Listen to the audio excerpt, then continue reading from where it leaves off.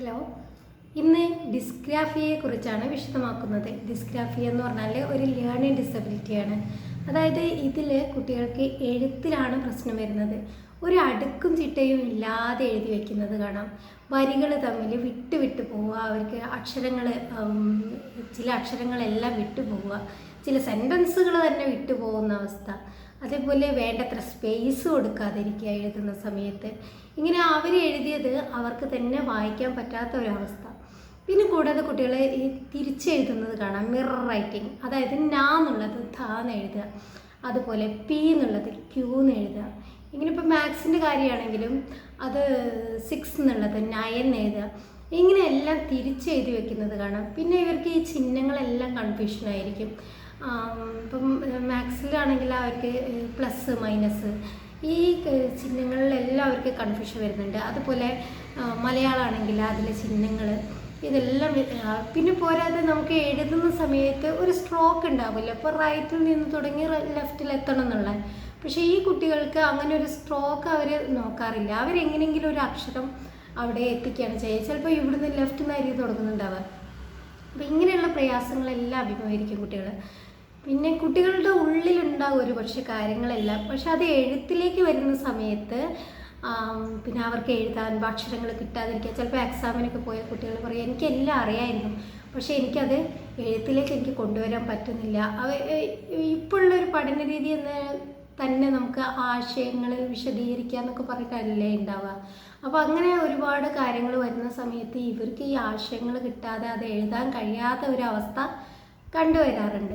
പിന്നെ ഈ മിറർ റൈറ്റിങ്ങിൻ്റെ കാര്യത്തിൽ നിങ്ങൾ ശ്രദ്ധിക്കേണ്ടത്, ചിലപ്പോൾ LKG കുട്ടികളൊക്കെ എഴുതി തുടങ്ങുന്ന സമയത്ത് ഇങ്ങനെ മിറർ റൈറ്റിങ് കാണിക്കാറുണ്ട്. അപ്പോൾ എൻ്റെ മോളൊക്കെ നിരന്തരം ചിലപ്പം മിറർ റൈറ്റിങ്ങിലേക്ക് പോകും. ചിലപ്പോൾ സി എന്നുള്ളത് ഇങ്ങോട്ട് എഴുതുന്നതിന് പകരം ഇങ്ങോട്ട് ചെയ്ത് വയ്ക്കുന്നതൊക്കെ കാണാം. അത് പ്രയാസമില്ല, അത് പ്രശ്നമില്ല. പക്ഷെ നിരന്തരം, അതായത് ഒരു 3ാം ക്ലാസ്സിൽ എത്തിയിട്ടും കുട്ടി ഇതേ പ്രശ്നം കാണിക്കുകയാണെങ്കിലാണ് നമ്മൾ ശ്രദ്ധിക്കേണ്ടത്. ഒരു 2 കഴിഞ്ഞ് 3 എത്തുമ്പോഴേക്കും നമുക്ക് ശരിക്കും അത് മനസ്സിലാവും കുട്ടികൾക്ക് ഡിസ്ഗ്രാഫി ഉണ്ടോ, അല്ലെങ്കിൽ പഠനപരമായിട്ട് കുട്ടികൾ എന്തെങ്കിലും പ്രയാസം അഭിമുഖീകരിക്കുന്നുണ്ടോ എന്നുള്ളത് നമുക്ക് കറക്റ്റായിട്ട് മനസ്സിലാക്കാൻ വേണ്ടി പറ്റും.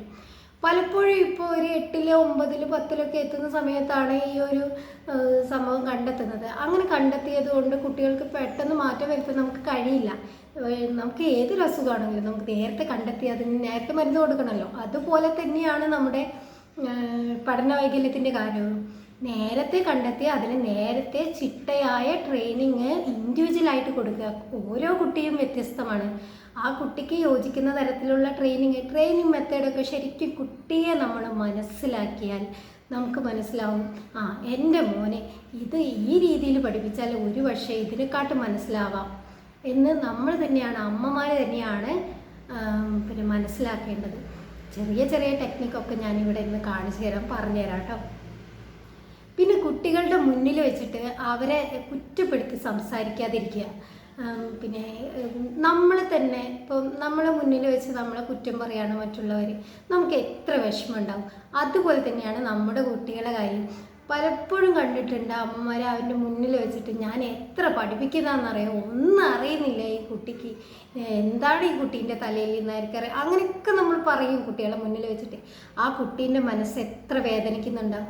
അതിങ്ങനെ ബ്രെയിനിലേക്ക് കയറുകയാണ്, എന്നെ എത്ര പഠിപ്പിച്ചിട്ടും കാര്യമില്ല, എനിക്ക് അതൊന്നും ഓർമ്മ ഉണ്ടാവില്ല എന്ന ഒരു സംഭവം കുട്ടീൻ്റെ ബ്രെയിനിലേക്ക് വീണ്ടും വീണ്ടും നമ്മൾ കയറ്റി കൊടുക്കുകയാണ്. അപ്പോൾ മാക്സിമം കുട്ടികളെ മുന്നിൽ വെച്ചിട്ട് അവരെ കുറ്റപ്പെടുത്തി സംസാരിക്കാതിരിക്കുക. അതുപോലെ തന്നെ മറ്റുള്ള കുട്ടികളുമായിട്ട് താരതമ്യം ചെയ്യാതിരിക്കുക എന്നൊക്കെ നമ്മൾ അമ്മമാർ ശ്രദ്ധിക്കണം. പിന്നെ നമുക്ക് ഈ ഒരു ലേണിംഗ് ഡിസബിലിറ്റിയിൽ നമുക്ക് അത് കുറയ്ക്കാനുള്ള ഒരു ട്രെയിനിങ് ആണ് ഒരു കട്ടിങ് ആക്ടിവിറ്റി എന്ന് പറയും. കട്ടിങ് ആക്ടിവിറ്റി എന്ന് പറഞ്ഞാൽ നമ്മളൊരു പേപ്പർ കൊടുക്കാൻ, ഒരു ന്യൂസ് പേപ്പറോ മാഗസീനോ കൊടുത്ത് അതിൽ ചിഹ്നം ഉണ്ടല്ലോ, മലയാളത്തിൽ വള്ളി എന്ന് പറയും, നമ്മൾ വള്ളി എന്ന് പറയാൻ പാടില്ല കേട്ടോ ഇപ്പം. അപ്പോൾ ചിഹ്നം പെന്ന് വെച്ചിട്ട് കട്ട് ചെയ്ത് ഞാൻ ലാസ്റ്റ് കാണിച്ചു തരാം കേട്ടോ അതെങ്ങനെ ചെയ്യേണ്ടതെന്ന്. അപ്പോൾ അത് ചെയ്യിപ്പിക്കുക. അതൊരു 2 മിനിറ്റ് കൊടുത്ത ശേഷം അത് എത്രത്തോളം കുട്ടി കട്ട് ചെയ്യുന്നു, എത്രത്തോളം ആ കുട്ടി ചെയ്യുന്നു എന്നുള്ളത് നോക്കി രേഖപ്പെടുത്തി വയ്ക്കുക. അങ്ങനെ ഓരോ ദിവസവും ഇത് ചെയ്യിച്ചാൽ കുട്ടികൾക്ക് നല്ലൊരു കോൺസെൻട്രേഷൻ വരും, അതിലേക്ക് ശ്രദ്ധിക്കാനും ആ ചിഹ്നം ഉറയ്ക്കാനും. അത് ചിഹ്നം കറക്റ്റ് ചെയ്ത ശേഷം നമുക്ക് ചിഹ്നത്തിലേക്ക് എത്തിക്കാം. അങ്ങനെ ഏതെങ്കിലും അക്ഷരങ്ങളാണ് കുട്ടിക്ക് പ്രയാസമെങ്കിൽ, കൺഫ്യൂഷൻ വരുന്നതെങ്കിൽ അക്ഷരത്തിലേക്ക് എത്തിക്കാം. അക്ഷരങ്ങൾ മാഗസിൻ കൊടുത്തിട്ട് ഇപ്പോൾ പാ എന്നുള്ള അക്ഷരം കുട്ടി നിരന്തരം തെറ്റിക്കുകയാണ്, പാ എന്നുള്ള തലതിരിച്ച് ചെയ്താണ്. അപ്പോൾ നമുക്ക് പാ എന്നുള്ള അക്ഷരം റൗണ്ട് ചെയ്യാൻ വേണ്ടി പറയാം. പിന്നെ നമുക്ക് മണലിൽ എഴുതിക്കാം. മണലിൽ എഴുതിക്കുന്നത് ഏറ്റവും നല്ലതാണ്. നമ്മുടെ ഈ ഒരു സ്പർശനശേഷി ഏറ്റവും കൂടുതൽ നമ്മുടെ ബ്രെയിനിലേക്ക് വേഗം എത്തുക നമ്മുടെ ഈ കൈയിൻ്റെ തുഞ്ചം കൊണ്ടാണ്, ഈ അറ്റത്തുള്ള വിരലുകൊണ്ട്. അപ്പോൾ നമുക്കത് ഏറ്റവും നല്ലതാണ് ഈ ഒരു മണലിൽ എഴുത്ത്. മണലിൽ ഡെയിലി നമുക്ക് മണൽ കൊണ്ട് ചെയ്താനൊക്കെ പ്രയാസമാണെങ്കിൽ നമ്മൾ എന്ത് ചെയ്യാം, ഒരു സാൻഡ് പേപ്പർ, ഉരക്കടലാസില്ലേ, അത് കട്ട് ചെയ്തിട്ട് അതിൽ ഓരോ അക്ഷരങ്ങളും എഴുതി വെച്ച് വെട്ടിയെടുത്ത് അതൊരു ബുക്ക്ലെറ്റായിട്ട് സൂക്ഷിക്കുക. എന്നിട്ട് അത് കുട്ടിയെ കൊണ്ട് എല്ലാ ദിവസവും എഴുതിക്കുക. അല്ലാതെ ഒരുപാട് പ്രാവശ്യം എഴുതിയത് കൊണ്ട് കാര്യമില്ല. അത് പലതരം ടെക്നിക്കിലൂടെ, ഇപ്പോൾ കുട്ടികൾക്ക് അക്ഷരമാലകളൊക്കെ പ്രയാസമാണെങ്കിൽ ഡെയിലി അവർ ഉണർന്നു വരുമ്പോൾ കാണുന്ന സ്ഥലത്ത് അതൊക്കെ നമ്മൾ ഫിക്സ് ചെയ്ത് വയ്ക്കുക. നമ്മൾ ചുമരിൻ്റെ മുകളിലോ അലമാരേൻ്റെ മുകളിലോ അതേപോലെ വാതിലിൻ്റെ പിറകുവശത്തോ ഇതൊക്കെ നമുക്ക് യൂസ് ചെയ്യാം. അങ്ങനെ എഴുതി വെച്ച് കുട്ടികളെ കൊണ്ട് നിരന്തരം അത് വായിപ്പിച്ചാൽ കുട്ടികളുടെ മനസ്സിലേക്ക് അത് ഉറയ്ക്കും.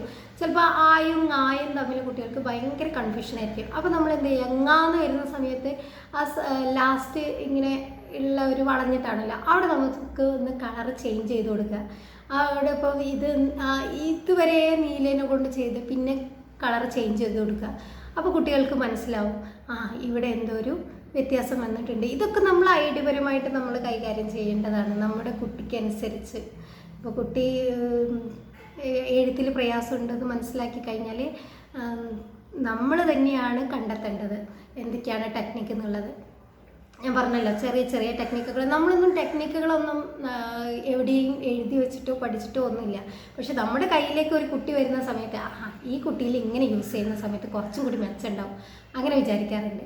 അതുപോലെ നമുക്ക് ഉപയോഗിക്കാം. ഞാൻ ഉപയോഗിക്കുന്ന കുറച്ച് കാര്യങ്ങൾ ഞാൻ ഇവിടെ നിന്ന് കാണിച്ചു തരാം കേട്ടോ. പിന്നെ ഈ ഒരു ബ്രെയിൻ ജിം എക്സസൈസുകളുണ്ടല്ലോ, അത് കുട്ടികൾക്ക് ഭയങ്കര എഫക്റ്റീവായിട്ട് കണ്ടിട്ടുണ്ട്. ബ്രെയിൻ ജിം എക്സസൈസുകൾ എന്ന് പറഞ്ഞാൽ നമ്മുടെ തലച്ചോറിനെ 2 ഭാഗങ്ങളായിട്ട് തിരിച്ചിട്ടുണ്ട്. അതായത് ലെഫ്റ്റ് ഹെമിസ്ഫിയർ, റൈറ്റ് ഹെമിസ്ഫിയർ. ഇതിനെ രണ്ടിനെയും ഒരേപോലെ പ്രവർത്തിപ്പിക്കുന്ന എക്സസൈസുകളാണ് ബ്രെയിൻ ജിം എക്സസൈസുകൾ. അതായത് ഒരു കൈ കൊണ്ട് മൂക്ക് പിടിച്ചാൽ മറ്റേ കൈ കൊണ്ട് ചെവി പിടിക്കുക. ഇങ്ങനെ ഒരു 10 വട്ടം കുട്ടികളെ കൊണ്ട് ഡെയിലി ചെയ്യിപ്പിക്കുക. പിന്നെ ഇങ്ങനെയുള്ള ആക്ടിവിറ്റികൾ, അതായത് രണ്ടും ഒരേ സമയം, ഇതിൻ്റെ ഓപ്പോസിറ്റായിട്ടാണ് ഇത് ചെയ്യുന്നത്. രണ്ടും ഒരേ സമയം പ്രവർത്തിക്കുകയാണ്. ഇങ്ങനെയുള്ള ആക്ടിവിറ്റികളുണ്ട്. അപ്പോൾ ഇതെല്ലാം കുട്ടികളെ കൊണ്ട് ചെയ്യിപ്പിക്കാം നമുക്ക്. ഇതിലുള്ള കുട്ടികൾക്ക് ഒരിക്കലും ബുദ്ധിപരമായിട്ട് പ്രയാസം കണ്ടുവരാറില്ല. അവരുടെ ആ ഒരു എഴുത്തിൻ്റെ കാര്യത്തിൽ അല്ലെങ്കിൽ പഠന മേഖലയിൽ മാത്രമാണ് ഇവർക്ക് ഒരു പ്രയാസം കണ്ടുവരുന്നത്. അതുകൊണ്ട് തന്നെ ഇവരുടെ മുന്നോട്ടുള്ള ജീവിതത്തിന് ഈ ഒരു പഠന വൈകല്യം ഒരു പ്രയാസകരമായിട്ട് വരാറില്ല. നമ്മുടെ മുന്നിൽ തന്നെ ഒരുപാട് പ്രഗത്ഭരായ വ്യക്തികൾ, അതായത് സച്ചിൻ ടെണ്ടുൽക്കർ, അതുപോലെ Thomas Alva Edison, Woodrow Wilson, ഇവരൊക്കെ പഠന വൈകല്യമുള്ള ആളുകളായിരുന്നു. എന്നാൽ അവർ നമുക്കാർക്കും കയ്യെത്തിപ്പിടിക്കാൻ പോലും പറ്റാത്ത ഉന്നതങ്ങളിൽ എത്തിയവരാണ്. അതുപോലെ ഓരോ കുട്ടിക്കും അവരുടേതായ ഒരു മേഖലകളുണ്ടാവും. ആ മേഖലകൾ തിരിച്ചറിഞ്ഞ് ആ ഒരു ഏരിയയിലേക്ക് നമുക്ക് അവരെ പ്രോത്സാഹിപ്പിക്കുകയാണെങ്കിൽ നമുക്ക് ഒരു ലോകത്തിൻ്റെ ഉന്നതിയിൽ തന്നെ നമ്മുടെ കുട്ടികളെ നമുക്ക് എത്തിക്കാൻ വേണ്ടി സാധിക്കും. ഓക്കേ.